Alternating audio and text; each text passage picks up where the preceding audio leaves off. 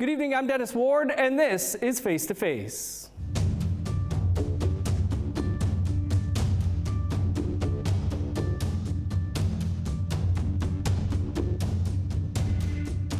Our guest this week is longtime Cree journalist Nelson Bird.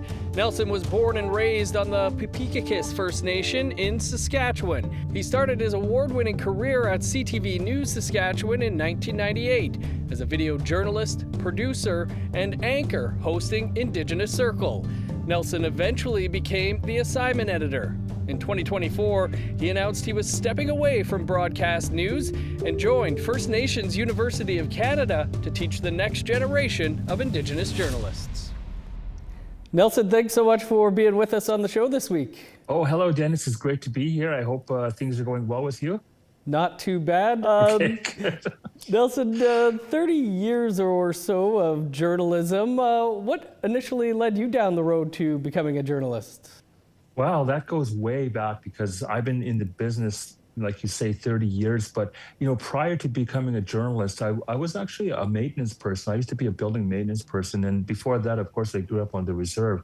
So, growing up in the 70s, we didn't see a lot of Indigenous people in the news. And I'll admit, I didn't watch a whole lot of news. We didn't have a lot of choices at the time, of course, with one channel. Mm-hmm. But when I did watch it, we rarely saw Indigenous people in the news, like so seldom. The most people I ever saw of Indigenous history or Indigenous culture in my life growing up was Jesse from the Beachcombers. And I thought, even then, oh, there's one person that, if he can be on TV, maybe someday. It was a dream. Far, far dream. But I always thought, I wouldn't mind being in the entertainment world somehow. I love movies. I love music. I love going to, and performing, pretending to perform. But I decided, later on in life, after moving to the city in 1980, when I was a teenager, I wasn't sure what I was going to do after school. So this career, I kind of fell into, not this career, but the one before this one. And I became a fireman, believe it or not, in 1983. And people don't know about me very much, but when I was 18 years old, there was an ad in the newspaper, and it was a fireman's course. And I thought, hey, it sounds like an adventure. Maybe it pays good, and I can save people and ride around in a fire truck.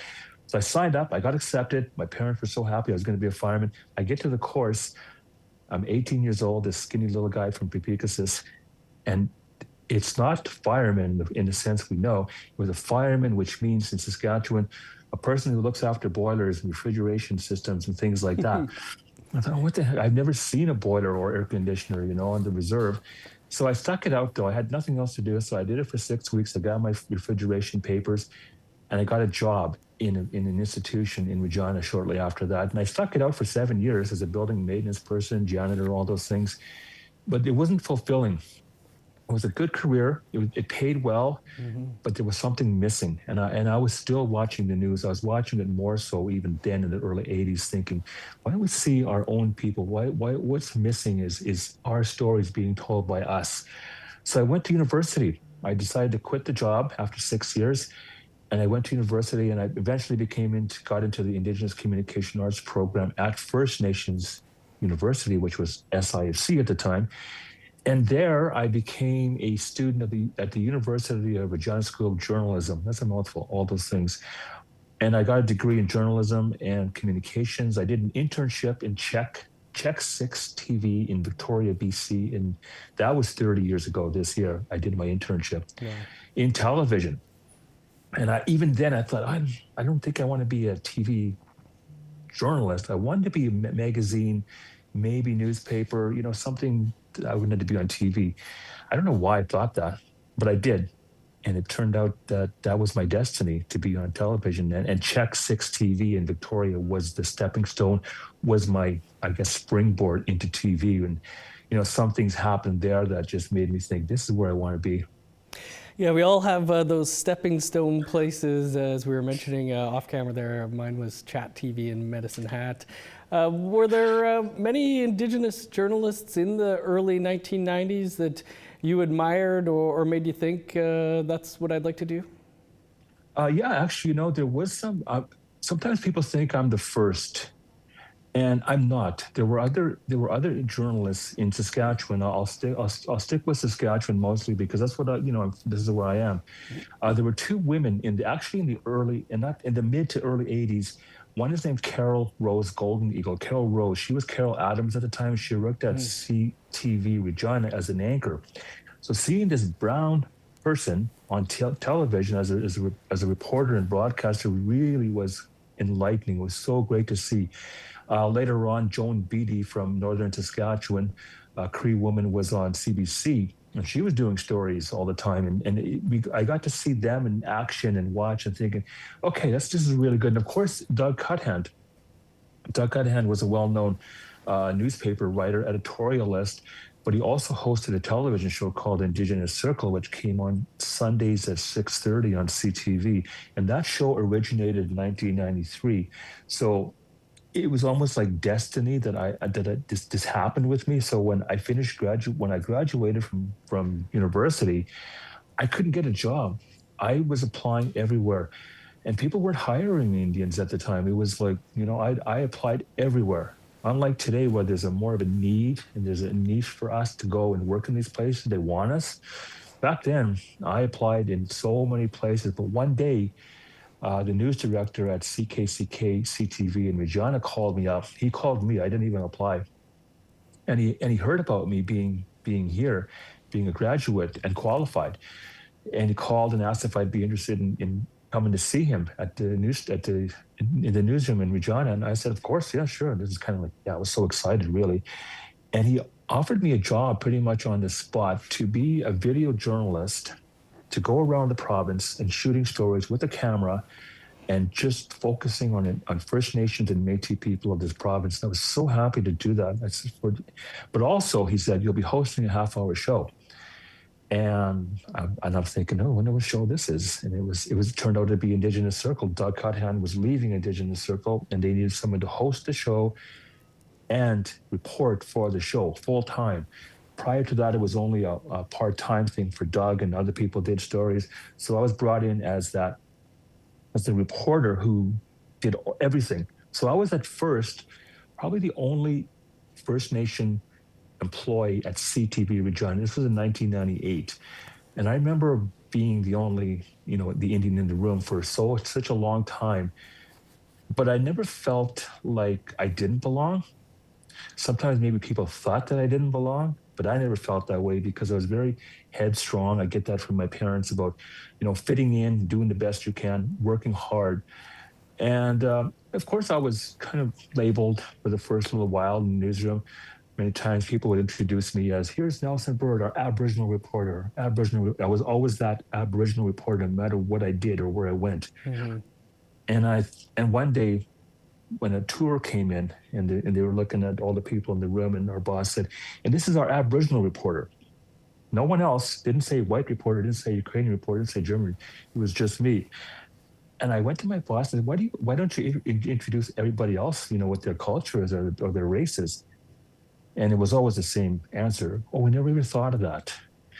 Not that I'm ashamed of that, but I just want equality even then. I was almost this token for a while viewed by some people. But I was very qualified, experienced, and I knew what I was doing for the longest time, and I still do to this day. So my career at CTV was like amazing. I was so blessed to have so many adventures there. That's a good story there. I'm sure that no doubt stuck with you, but I'm sure with that news director at the time too. How would you describe, Nelson, the way Indigenous peoples were being portrayed in news stories? Well, even into my time working in the newsroom, we were still often being portrayed. And I'm going to be careful here about what I say, because I don't want to say that it was very stereotypical, but I think that there was a transition from just focusing a lot on the negative stories into more profiles, more successes. And I had a big part to do with that because that was my role. I know many people in this province and beyond that if I saw a story about, somebody doing something great in the community or something educational where I can teach people about what a sweat lodge is or, what a ceremony is, I would be able to do that. I would be able to do these stories. They gave me the freedom to do that, which was kind of rare at the time, that I was able to go to all these places all over the province and partake and film and interview all these people, so many elders, so many veterans I've spoken to. But when it came to the mainstream news, daily news, we were still covering, and I was still a reporter. I wasn't only doing Indigenous stories. I was also a regular reporter, which meant that I would be, going to the courthouse, going to stories, going to accidents and crashes. I was a reporter and a host of Indigenous Circle. So I wore many hats. I was a camera person. I was an editor. I was an anchor, producer, and editor. All these things were my roles, and I loved it. I loved it. But there were some things when I was covering news that were I saw some injustices. Let's just say that. In the early 2000s, there was a case, and I'm not going to be too specific about it, but there were a few cases that I witnessed in my time as a reporter. One of them took place in southeastern Saskatchewan, where a young First Nation man was killed by a group of white teenagers, 20-some-year-old teenagers. He was killed, literally chased up this hill with bricks and tire irons and lumber. And there was 2 First Nations and a group of white youth. They chased these guys up a hill from this party, chased them, then they surrounded them, and then one of them threw a tire iron at this one kid's head, killed him instantly. So the First Nation kid is dead. Cops got there, and I know this because I was covering the trial, and I went to this site when it happened. And what happened after that was the cops got to this site and told all the white kids, go home, before the First Nations get there, and before the leadership gets in. So as the chief and everybody's getting there, all these kids in their trucks are leaving this house party. And then they realize that one of their members was killed. And there was a trial.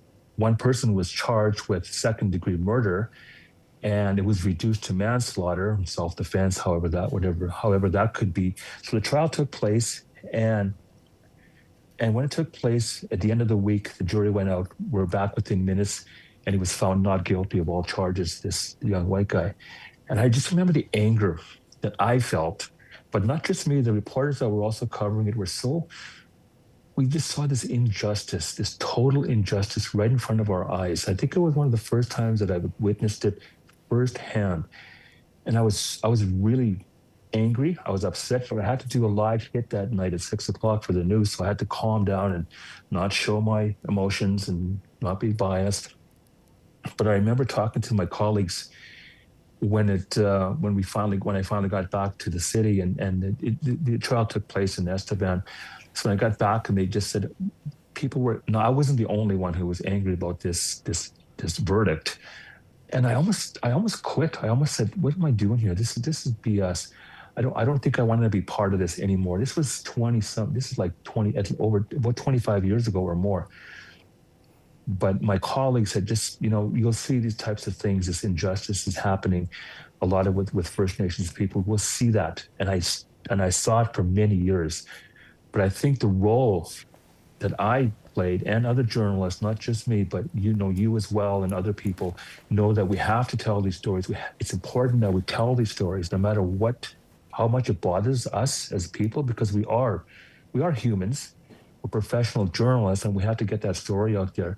And we see it. We see it daily. We see it in all the newscasts, and how we cover them is a testament in how strong we are, and how strong you are too as a journalist, Dennis. But we have to do these stories. We have to. Yeah, there's been a few moments like that in this newsroom just in the last decade. Nelson, more to talk about here. We just need to step outside for a quick break, and then we'll continue the conversation here on Face to Face.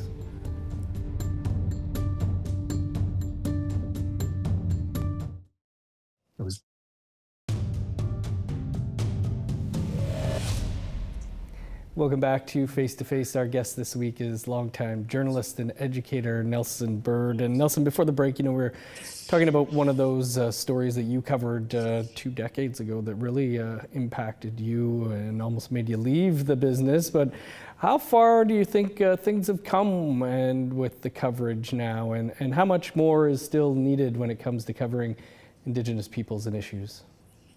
Well, in my time, I witnessed a lot of change. I witnessed a lot of doors being opened for Indigenous journalists across this country, and I watched when APTN first kicked off back in 1999. I think I was already a year or so into working at CTV, but I remember when APTN started, and I was very happy to see that finally, we're it's not just me anymore, and there's more people who are following in my footsteps still to this day. But I see the good. I'm not going to say there's bad, but I'm going to see like a lot of reporters out there, a lot of journalists out there who are going out. APTN is a good example. I watch your newscasts and I see how different reporters across the country in different cities are doing stories on various issues, various cultural. A lot of education is happening, and I think there's a line here when it comes to how we cover things. We're storytellers. Indigenous people are known to be storytellers, and I think that's what's key to what we do, and I think that's what's key to going to attract more people into this industry. Now I teach classes in storytelling, basically journalism, but we call it storytelling, and really it is about telling a story. What needs to happen, though, is we need more mainstream newsrooms to hire more Indigenous people. Not just as reporters, but as camera people, as producers, as editors, in all aspects. But that also means that more Indigenous people need to get into those fields, whether it's through Assiniboia College or U of R J School, whatever it is, FNU. So there's still a ways to go, but I see the benefits and I see a lot of good changes happening. And with people, I'll use an example in your newsroom. We have Cree who spent many years working with me in Regina here and traveling and doing all these stories. He moved up the ranks too. He became, started out as, funny story about creation, I'll tell you, is when he first started at CTV Regina, we had a position at CTV, okay? We had a mentorship position where we take people for a year or two. He was that young person, I think 19 or 20 years old. And he'd literally follow us around and we've all been there, you're that intern, you follow people around, you do things. And so I'd go on location with my crew, and he had to be my reflector boy. We called him reflector boy for the first little while, because these big round lights, not lights, but they reflect off the sun into my face. And he was holding that reflector on a few shoots with me. So that was one of his first roles as a television person. And then later on, jump ahead 15 years or whatever, I'm on a hill holding a reflector to him as he's standing in front of the camera. So it was good. So I think getting the young people interested in careers is really key to provide equal coverage, good coverage, educated coverage too. One thing I do, I left CTV News, but I'm still open. My phone is still always open on for them to call me and ask me questions. I think it's important that we as older journalists who've been covering stories for many years, it's very important that we're still available to guide them, to advise them, to give them simple things. If somebody asks me, how do you pronounce this last name? How do you pronounce that reserve name? Or where's this? Or do you know somebody? I'm almost always going to be able to help them now, not just CTV anymore, but I'll help people at CTV, APTN, around this building I work in. I think it's giving back. A lot of it's giving back, but I think that's what's going to help ensure that as journalists in newsrooms, Indigenous people especially fit in and are welcomed, not just put in the corner, and forgotten about, but we have to be part of the whole newsroom too. Wanted to ask you, Nelson, what do you think are some of the most undercovered stories out there right now? Well, I'm watching a lot of news. I always do. I'm not just, this isn't anything new for me. So I'm watching news across Canada. I'm watching news across North America. And I find, I find that I'm just going to go big right now and talk about the national picture, the international picture right now. And I'll come back to my point, but I think that what's happening is that we have these big stories happening around North America and, of course, down south with Trump and everything else. And some of the mainstream media seems to be so easily distracted by things, events. So if the leadership, the government wants people to not, focus on this, and something else is happening over here, and all of a sudden, whether it's CNN or ABC, oh, look over there, this is happening over there. Meanwhile, this is happening, then look over there. The distractions are real. We see it all the time. And example, in the States right now, we have a missing elderly lady. And just at noon, I went home for lunch and I thought, okay, maybe they're going to talk about what happened yesterday with these hearings. Nope, it was 20 minutes of a missing old lady, 20 minutes, when all these things are happening in the world. So when it comes to Indigenous people and coming back locally and more small on a more national, provincial stage, I think to ensure that the coverage of Indigenous issues, whether it be housing, whether it be health, whether it be violence in our communities, addictions, when we see these things in our own backyards, basically, especially the homelessness and the addictions, I think it's important that we continue to cover these things. I think some newsrooms are doing a great job of it, and I think some are not. And why they're not doing it, I don't think they're doing it to be ignorant or to be racist or anything. I think it's because they lack knowledge. I think they lack having that Indigenous content in their world, basically. So, they're more interested sometimes in not going to those things, and simply because they don't know anybody. I witnessed it myself as a journalist in our own newsroom. Sometimes I noticed that some people were like scared to go into these places, scared. So I'm not going to cover that. More recently, in one of my classes that I teach on multimedia storytelling, I asked my students, who here would be brave my question was this to the students, to one or two students: if I was your assignment editor and I sent you to a reserve an hour away and you had to cover a situation like a shooting, what would you do? And one of the girls in the class, I'd cry. And I thought she was joking. I said, you'd cry? I said, yeah, because I don't know anything about a reserve and I don't know how they would treat me. Which opened my eyes. I never stopped learning. And it made me realize, okay, so these young journalists should have some education on what to expect anywhere. But I witnessed many times in my life where journalists come into newsrooms from schools that have zero Indigenous education, zero. And some of them came from the East.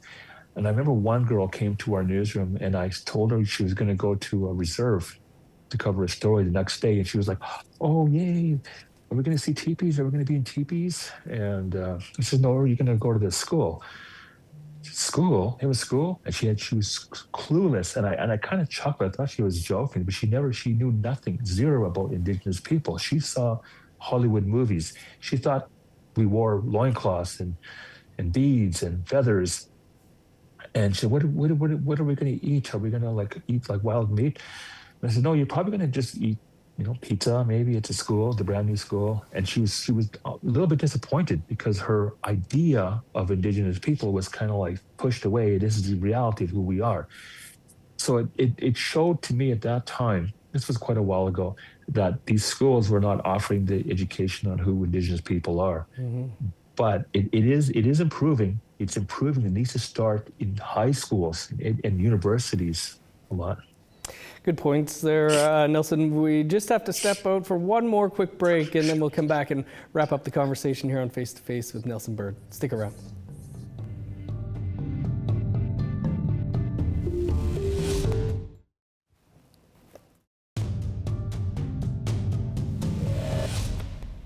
Welcome back to Face to Face. Our guest this week is Nelson Bird, a longtime journalist and now educator. Nelson, I graduated from college 20 years ago this summer, and they were telling us back then that there were no jobs out there. And, we've seen tens of thousands, I would have to say, job losses since that time. What do you think the future of journalism is looking like? You know, I've witnessed a lot of changes also. I've witnessed so many good friends of mine being let go from Bell Media, CTV over the years, including Cree, including other people. And I left. I left because I was disheartened by the corporate layoffs. So many were happening. But I know that there is a need for journalists. I know our stories need to be told. So I believe that in the future, our stories aren't just going to be the mainstream news all the time. It's not going to be, you know, CTV at 6 o'clock. It's going to be, we are needed in other areas. A lot of independent filmmakers and video and journalists are out there doing stories. Podcasts are so big right now. So we teach these things here too. I think that our stories will continue to be told. CBC still has their Aboriginal unit, which is great. And I know they're growing all the time. So I think that when people say there's no future in it, I think there is, and there will be for many years, because our stories, people still want to tune in. You know, it may have changed from the regular, 6 p.m. news. You have to wait till 6 p.m. to watch what's going on in the city, or wait for the newspaper the next day. Now, with the advent of social media, so much content is being released daily, hourly. So, when something happens, an accident happens, or anything happens, journalists can go to these events, have them up on the social media or wherever they can within an hour. So the timing has changed how we do things. I'm old school, where I'd go and shoot a story at 3 p.m. and wait till 6 p.m. have it in. A lot of us went through that era, but we have to adapt to the way things are. I know I'm in the studio talking to you on an iPhone, and this is almost unimaginable with when you think about how things have changed. So I think that to ensure that journalism continues, is there has to be everybody be able to adapt to the technology, because that's key, the adaptation to all whatever's out there. And I think, but the storytelling is still very important. We are so resilient as Indigenous people, and one of the key things that I always push is the humor. We love to laugh. I push for that all the time in my classes, in my life, in my job at CTV. What kept me going all these years was the laughter. It really, really did. That medicine of healing and laughter is so important, and I think we have that gift to do so. You mentioned when you were stepping away from CTV that you were that it was your next chapter, but you also mentioned that you have a literal book that you're working on. Can you tell us a bit about that? Yes, I can tell you about that, but now I'm really committed to it if I tell you, so I guess I better tell you. I've actually started writing a book, my memoirs, my autobiography, probably a couple of years ago. And the reason I did that, well, I have a legacy of videos. I have a legacy of broadcast news and videos and documentaries that I've worked on. But I'm also that storyteller who likes to share these really incredible, funny, meaningful, sad, tragic stories that happened to me, because my life is like a roller coaster. I grew up on the reserve. I witnessed many things. So I started writing them down from the very early days to even before me, my parents, to into the 70s, 80s, and 90s. I think I'm into the J school, journalism school time right now in my book, but I took some time away because I'm teaching. But yeah, the book is happening. It's a slow process, but I better do it because so many people are saying, when are you going to write that book? I want to read it. It's going to happen when I have more time to sit and write it and focus just on that, because right now I'm focusing on teaching and classes, and that's my full-time thing right now. And that is important work you're doing there for sure too. Nelson, looking forward to the book, and really appreciate you taking some time here for us this week for a chat. Anytime, Dennis. Great to see you. And that is all the time we have for this week's show. I'm Dennis Ward. Marcy McGuitch, thanks for being with us this week. We'll see you back here in 7 days.